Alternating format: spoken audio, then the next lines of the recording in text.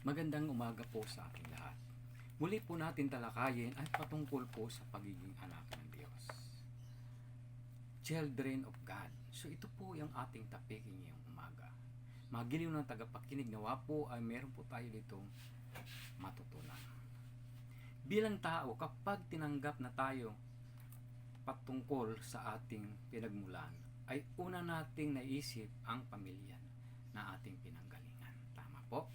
Pag sinabi po na anong klase ka bang pamilya, saan kang galing, ay sinasabi po natin yung ating pinagmulan. Tama? Pero mahalaga po na maunawaan natin ang patungkol sa pagiging anak ng Diyos. Ayan po. Na dapat natin malaman na dapat tayo ay to become a children of God. Maging anak tayo ng Diyos. How can become a children of God? Ayan po, number 1. Paano nga ba natin masasabi na kung ang isa sana ipanganak mula sa Diyos ayon sa Biblia? In John chapter 3 verse 9, the one who is born of God, God said, remain in Him. Ayun po. Kapag pinanganak tayo sa binhi ng Diyos, ay magiging mga anak tayo ng Diyos. Ang tunay na ang isa ay pinanganak mula sa Diyos ay binhi na nanatili sa Kanya. Ayan po. In John chapter 1 verse 11 to 13, Jesus came to the world to the what which was His own.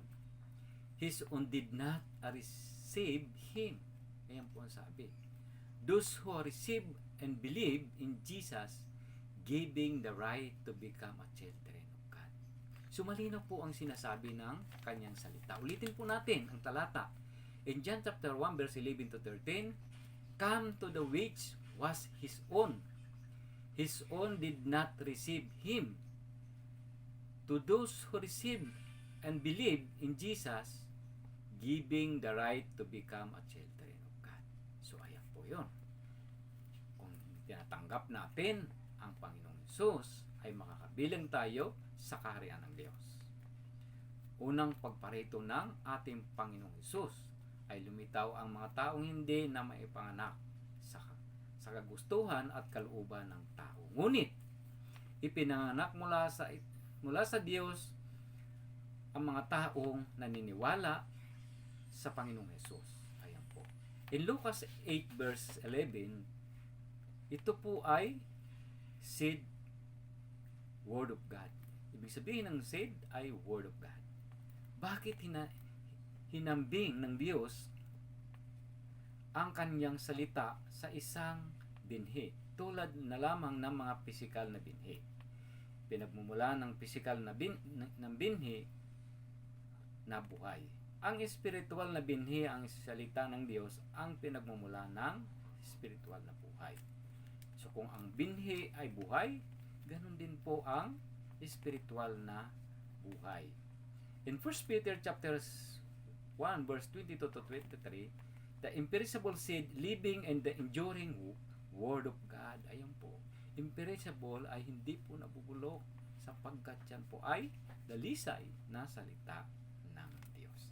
Sa pamamagitan ng pagsunod ng salita ng katotohanan, ang mga mananampalataya ay tunay na malilinis ang salita ng katotohanan, na ito ay ang binhi na hindi nabubulok, hindi tulad ng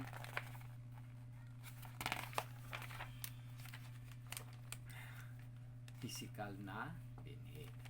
In John chapter 3 verse 3 to 5, Jesus replied, very truly tell you, no one can see the kingdom of God unless we born again. So malinaw po na sinasabi, maliban na ipananganak tayo ng muli sa Espiritu, ay magiging tunay nga po tayo na ipinanganak sa binhi ng Diyos. So ayan po, malinaw po sinasabi ng Balalang Sulatan. In Acts chapter 17 verse 29, you God's offspring, ang sabi po niya. Ang mga taong tinutukoy na anak ng Diyos sa talata ito ay silang tumanggap ng salita na ipinanganak ng Diyos sa pamamagitan ng ating Panginoong Hesus. Ayun po. Sila po yung tinutukoy na mga anak ng Diyos sa Acts 17:29 na tumanggap ng binhi ng Diyos. Pangalawa, why Jesus did not recognize their Father, God, and the Son of God, Jesus. Bakit po sila hindi na-recognize ang Israelite? Hindi sila natanggap. In John chapter 1 verse 5, light shine in the darkness. Darkness cannot understood it. Ayan po. Ito yung pong sinasabi. Anong kadiliman at tinatawag na walang pangunang sa talata?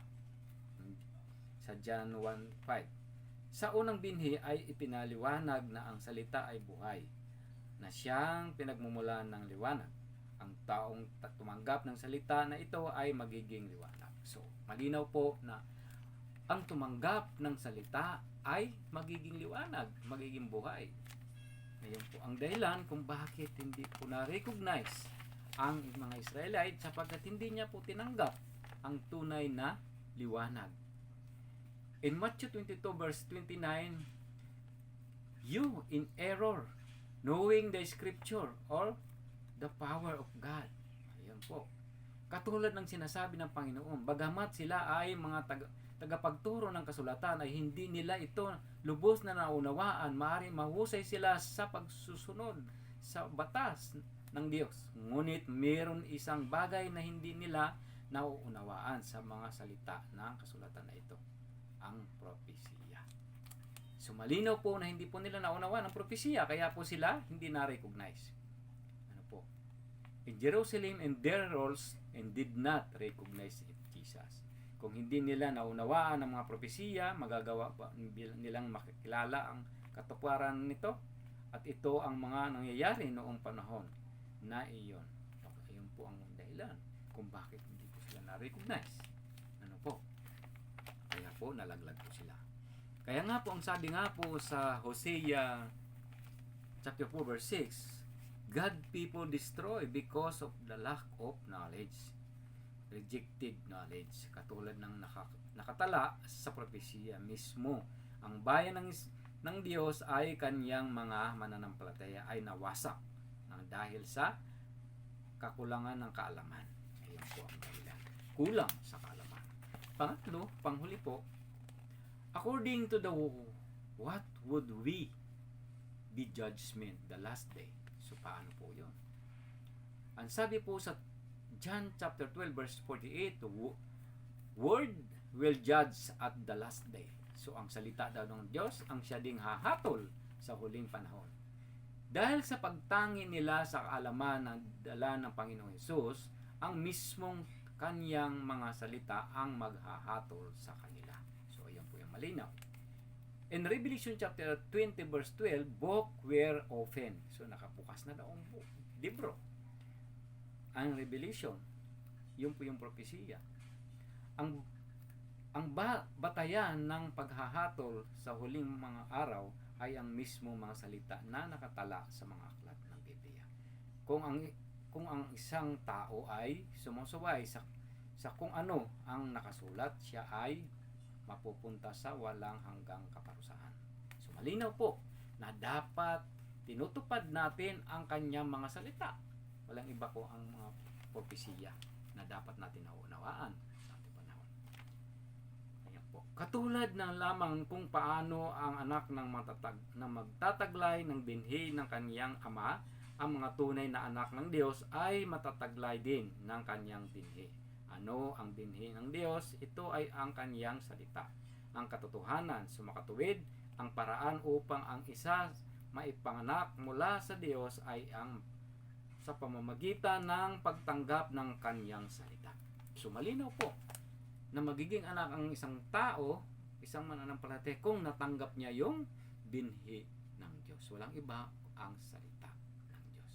Mga giliw ng tagapakinig, nawa po ang mayroon po tayo natutunan, na unawain po natin mabuti ang mga salitang ito sapagkat ito po ang mga katotohanan na aking nailahad sa umagang ito. Maraming salamat po. God bless you po sa ating lahat.